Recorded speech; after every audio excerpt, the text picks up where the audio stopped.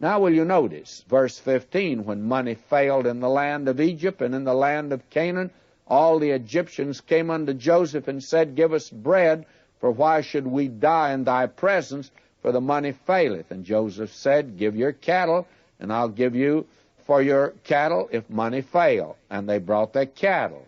And then the cattle failed. That is, they got rid of them in the sense they sold all they had.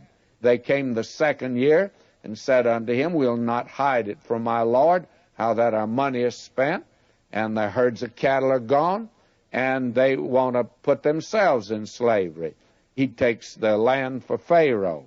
And Joseph, verse 20, bought all the land of Egypt for Pharaoh, for the Egyptians sold every man his field, because the famine prevailed over them, so the land became Pharaoh's. Evidently, the famine really was a very terrible thing. It had spread over the land. Now, verse 21, and as for the people, he removed them to cities from one end of the borders of Egypt, even to the other end of them. A great migration into the urban areas, you see. Why? Well, they'd be near the center of supply. That is, where the grain was stored. And you remember that Joseph picked these centers throughout Egypt at the very beginning, and the grain was stored there. He brings the people where they'll be close to the supply, because it has become very serious. We are told, verse 22, only the land of the priests bought he not, for the priests had a portion assigned them of Pharaoh, and did eat their portion which Pharaoh gave them, wherefore they sold not their land.